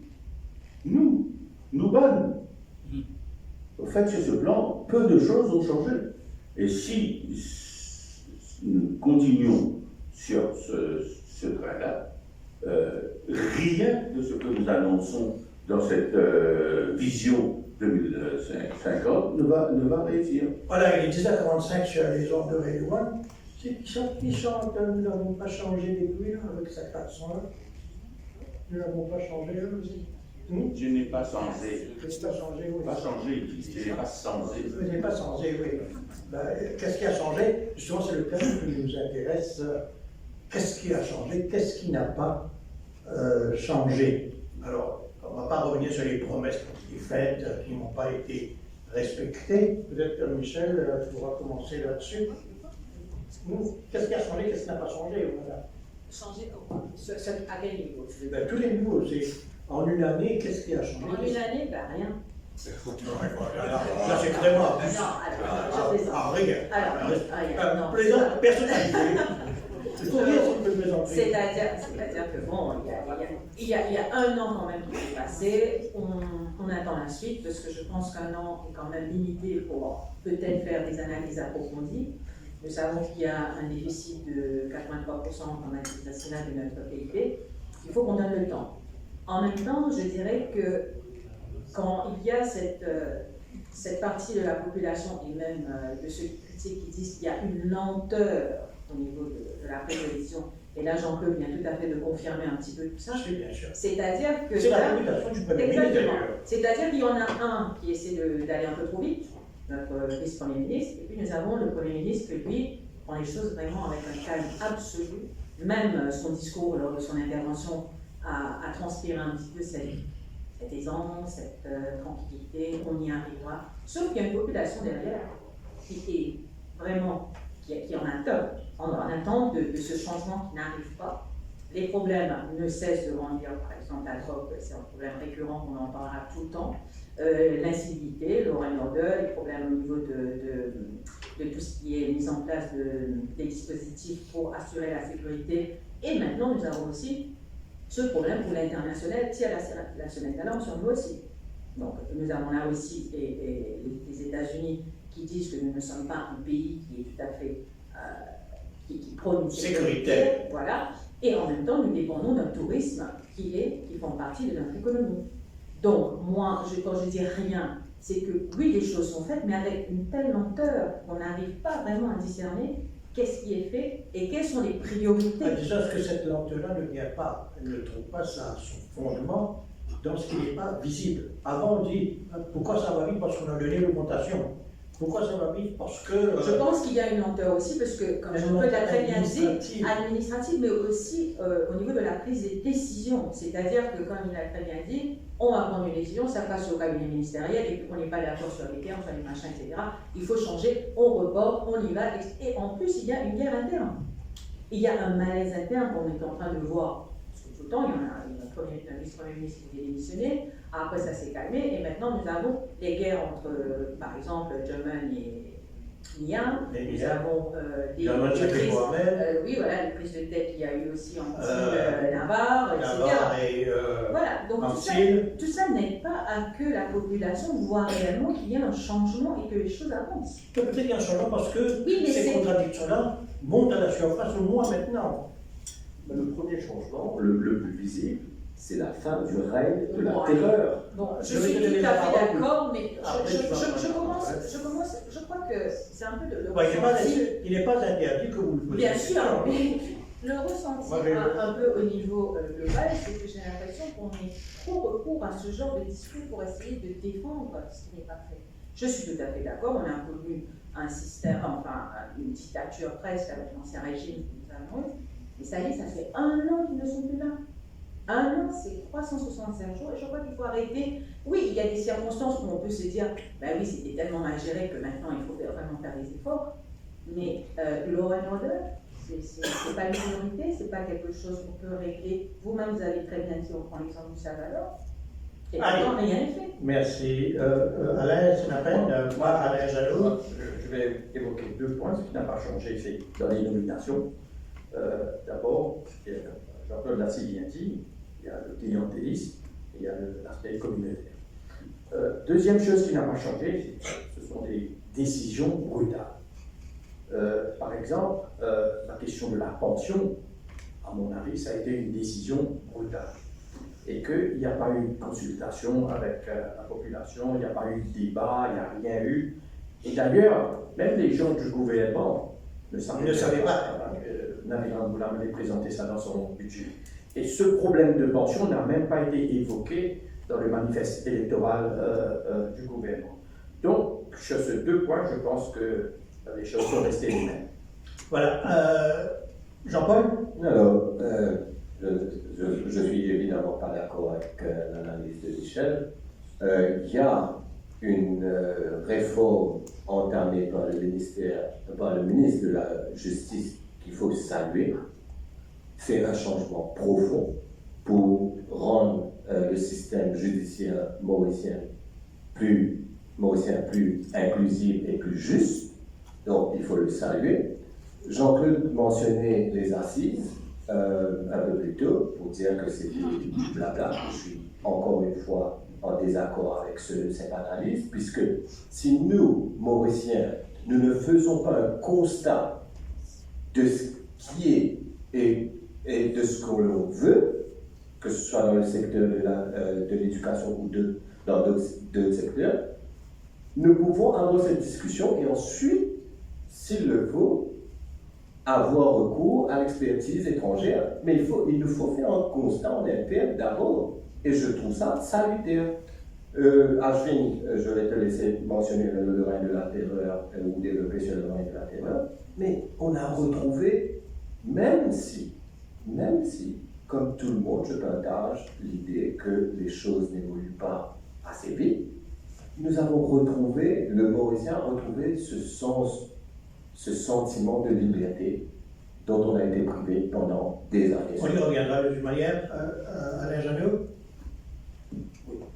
Moi, je suis d'accord qu'on est plus libre maintenant, mais que les choses n'avancent pas assez vite. Je ne suis pas trop d'accord, parce que la réforme de la pension d'Aliassi est très vite, brusquement. Nécessaire. Et ça, l'avenir nous le dira. Mais pour ceux qui l'ont subi, par exemple moi, je devais avoir ma retraite. Non, mais C'est tout à fait. Le voici obligé de travailler le samedi. C'est légitime d'estimer qu'on a été absolument, personnellement. absolument. Pour moi, l'année 2026 a commencé à partir de septembre. Et la question de filet était qu'est-ce qui n'a pas changé? C'est pas qu'est-ce qui a changé? Qu'est-ce qui a été amélioré? Donc rien n'est dit que ce gouvernement a fait plus qu'il y a de mal. Il y a aussi des bonnes choses que ce gouvernement a fait. Allez, Arish. Moi, ce que je vais On va reprendre de l'interview de Angoula sur c'est que il a demandé du temps. Il dit qu'il n'a fait qu'une année, il a demandé 5 années, donc il a 4 années encore pour se rattraper et pour réaliser ce qu'il a promis qu'il va réaliser à l'électorat. De l'autre côté, il faut s'interroger sur la marge de manœuvre du gouvernement, sur la marge de manœuvre économique, avec l'endettement massif qu'il y a eu. Et ensuite, le fait que Moody's est en train de respirer le coup de ce gouvernement, en train de rappeler le commitment de ce gouvernement-là en ce qui concerne la baisse de l'endettement. Donc il y a un problème peut-être à cela, peut-être que ce gouvernement-là aurait pu aller un peu plus vite s'il n'y avait pas ces contraintes-là. Ces contraintes il ne faut pas que l'arbre économique cache ce qu'il y a derrière non plus. C'est le prétexte économique, donc on ne peut pas faire autre chose vite à part l'économie, ou en marge de l'économie. Certainement, mais voilà, on est en train de parler de l'économie pour proprement parler, c'est-à-dire la réforme de la pension.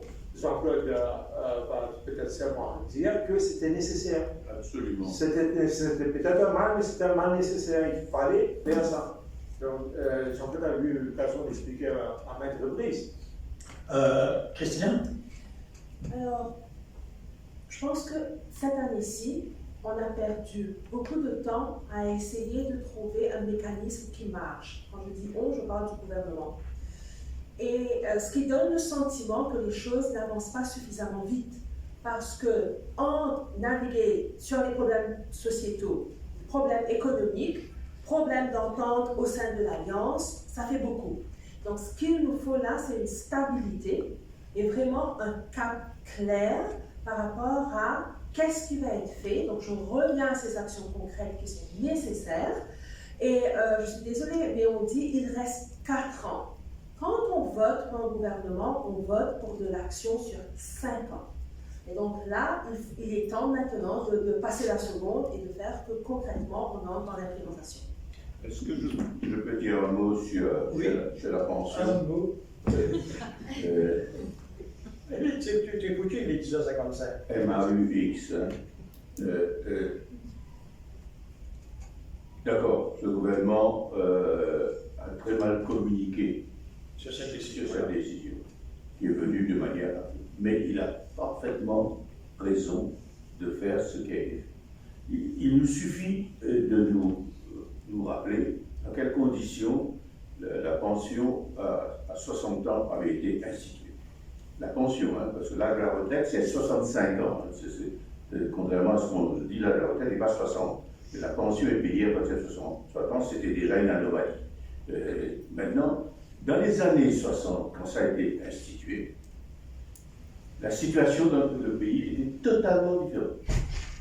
D'abord, il y avait un niveau de natalité très fort, c'était même le problème de l'époque, et l'espérance de vie de nos seniors était autour de 62-63 ans. C'est-à-dire que l'État, parce que ce n'est pas une pension contributive, ça, c'est presque une allocation sociale. Donc l'État avait besoin de trouver de l'argent pour payer cette pension sur 2 ans ou 3 ans. Au bout de 2 ans, 3 ans, il n'y avait plus de pension à payer, il était chez Jensen. Mais maintenant, aujourd'hui, ces mêmes personnes vivent jusqu'à 75, 80. Il faut donc trouver les moyens de payer cette pension sur une période infiniment plus longue. Et pour corser le tout, il y a de moins en moins de gens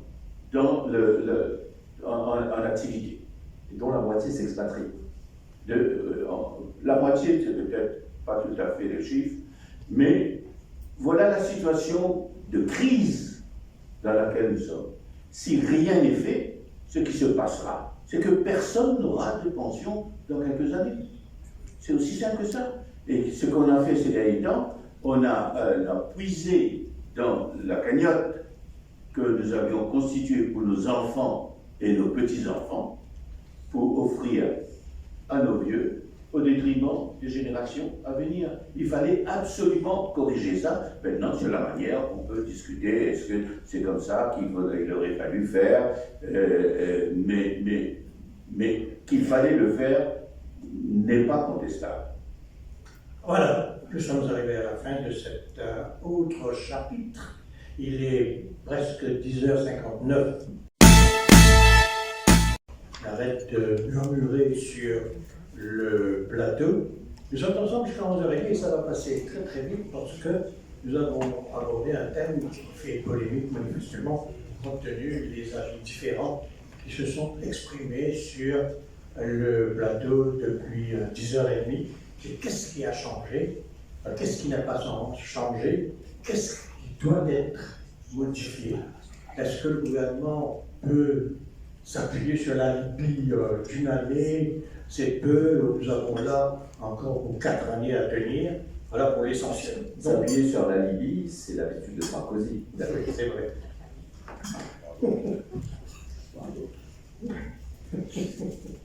Il est bien mis fait le gouvernement. Ah, oui. Il écrit le 2e tome d'ailleurs, parce qu'il ne va pas en prison. Alors, les institutions. Alors, justement, quand on essaie d'assainir les institutions, ça ne frappe pas l'imagination.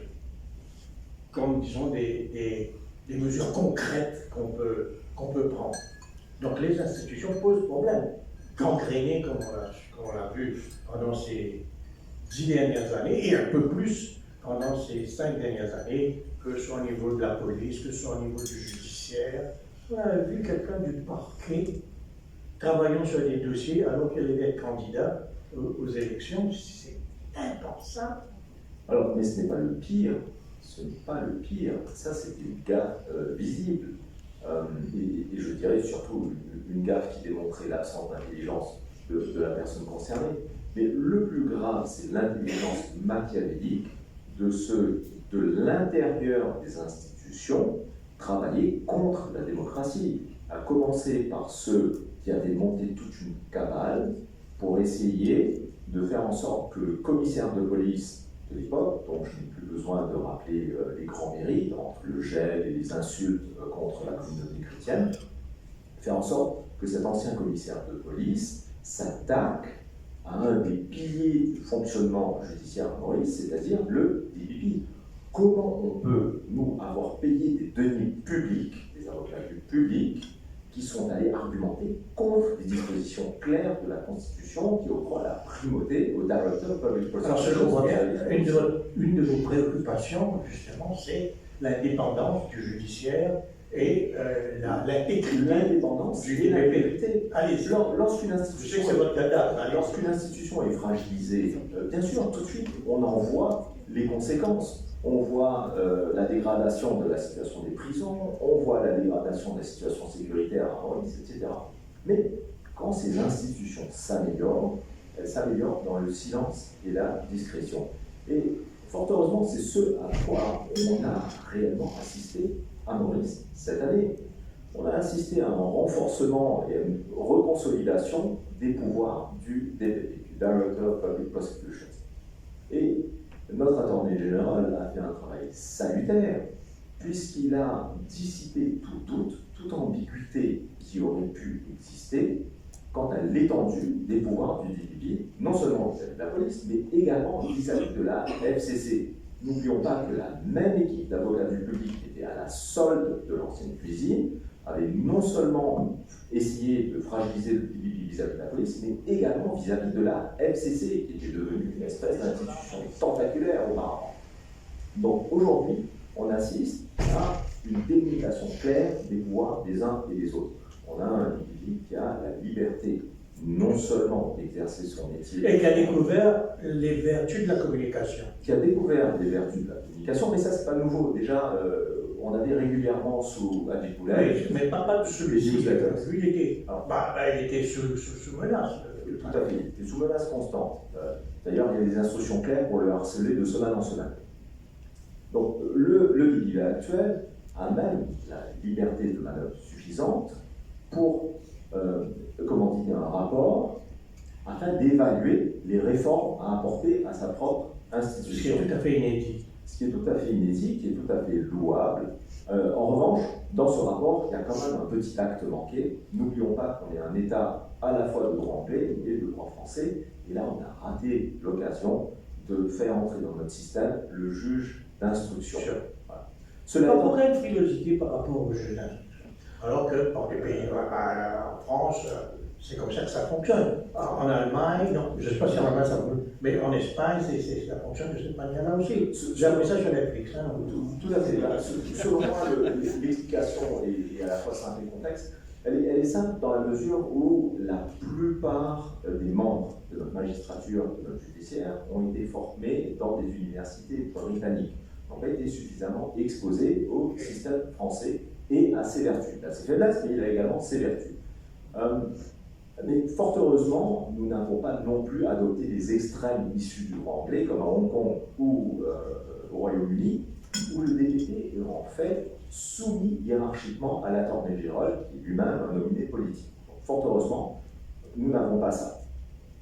Après, je voudrais m'appesantir sur une réforme discrète, mais qui, selon moi, est la plus importante qui soit survenue cette année, c'est la clarification des règles entourant le Judicial Review.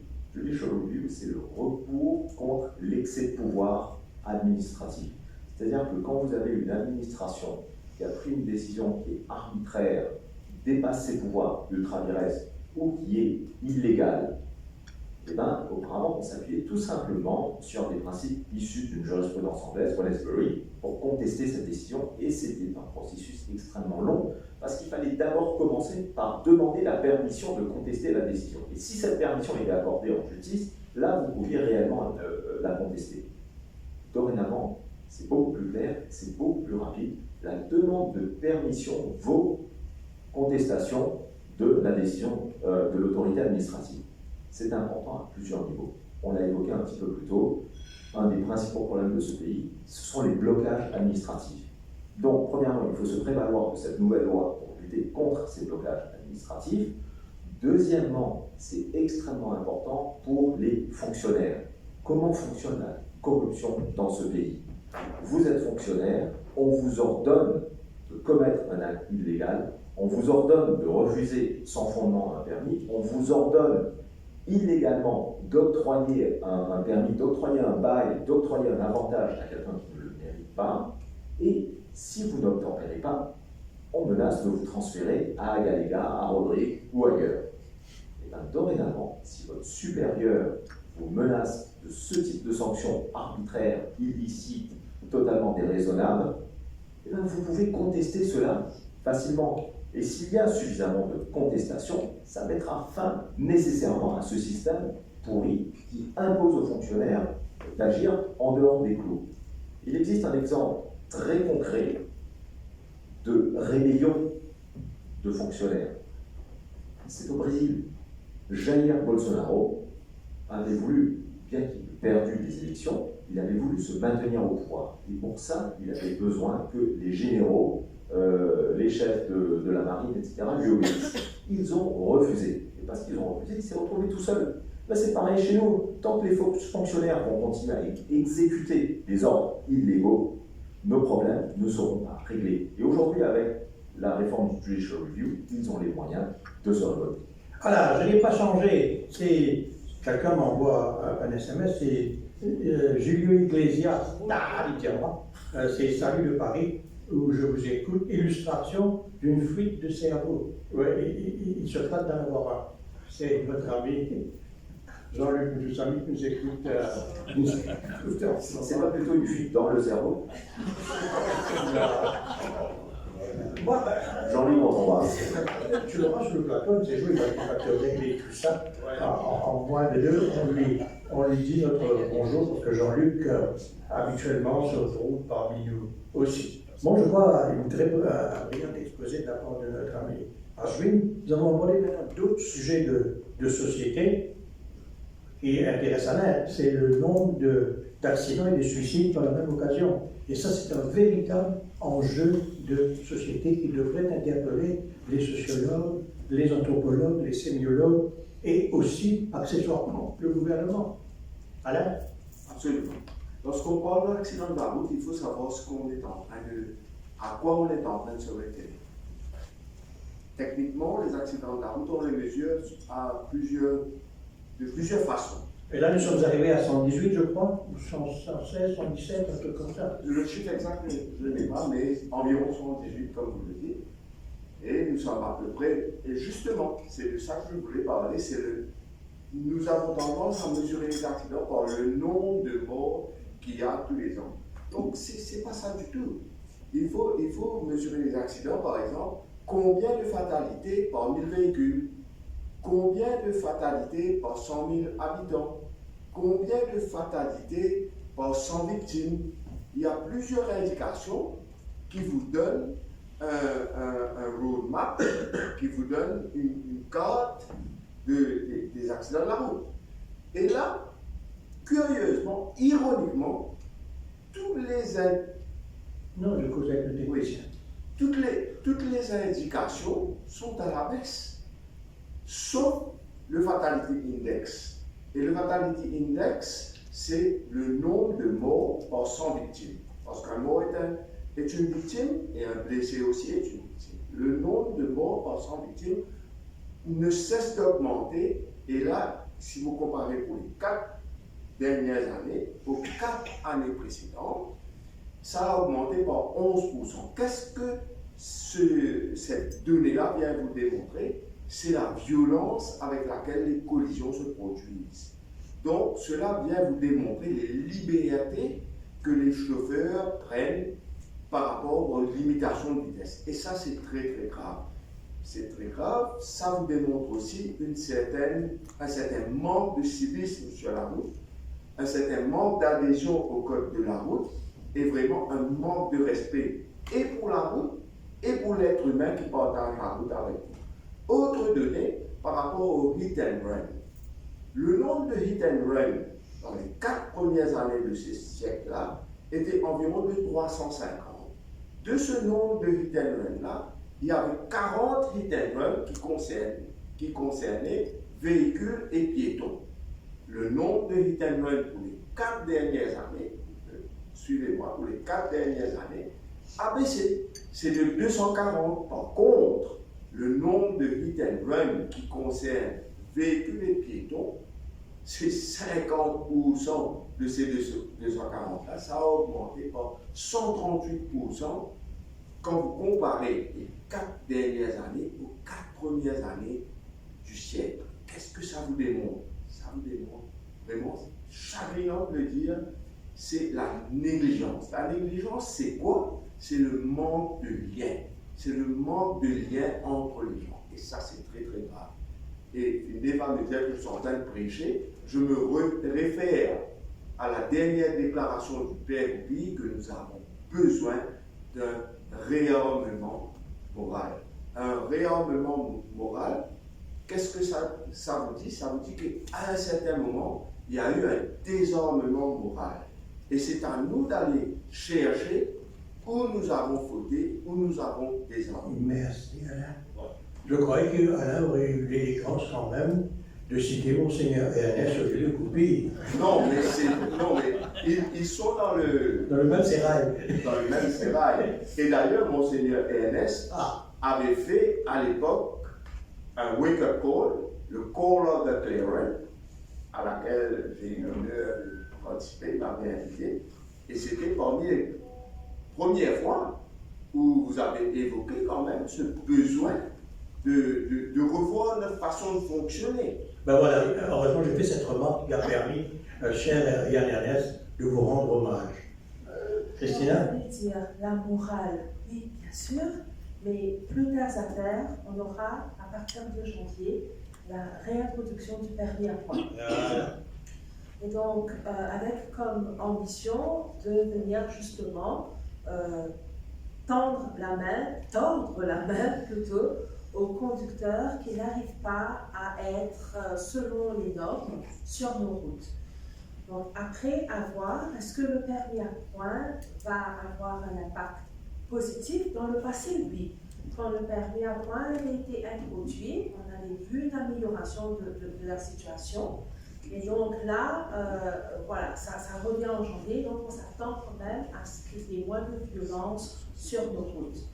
Après, on pourra aussi se dire que cette violence qui est manifestée sur nos routes est aussi symptomatique d'une société qui est stressée et qui ne va pas bien, et d'une société qui s'exprime au moyen des excès de vitesse et au moyen de la violence, donc autre chapitre bien sûr. Merci Christina, il est 11h20 sur les ondes de Radio One et on doit rendre l'antenne à 11h pile, 11h30 pile, parce que nous avons des directs à partir des différents grandes surfaces.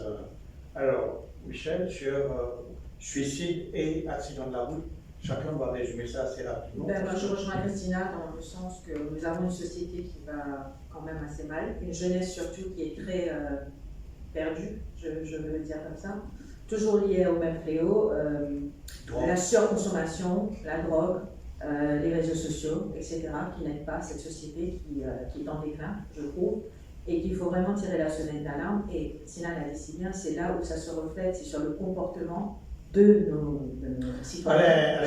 Moi, je pense qu'il faudra que nous changeons notre culture de conduite sur la route, shifter une culture de verticalité temporaire à une culture de proactivité. Alain avait bien parlé des chiffres, et les chiffres sont peut-être nuancés. Il faut aller dans les détails, comme on dit, the devil is always in the details. On a remarqué deux groupes vulnérables, d'abord les piétons, malgré le fait qu'à un certain moment les accidents ont diminué, 36,8% des piétons, il y a eu une augmentation dans les accidents. Les personnes vulnérables, ce sont des personnes âgées, et on a, d'après les statistiques, il y a à peu près 85% d'augmentation d'accidents en ce qui concerne les personnes âgées. Donc il faut analyser le tout, avoir une approche holistique de la sécurité routière et prendre des décisions par rapport à ce problème. Bon, fini pour moi. Oui. Je pense que le problème des accidents de la route aussi résulte du fait qu'il y a un manque de formation. Il faut revoir un peu le fonctionnement des auto-écoles. Et ensuite, on avait annoncé beaucoup, à plusieurs reprises, on a annoncé, je crois bien, un driving school, où on va justement apprendre le conducteur.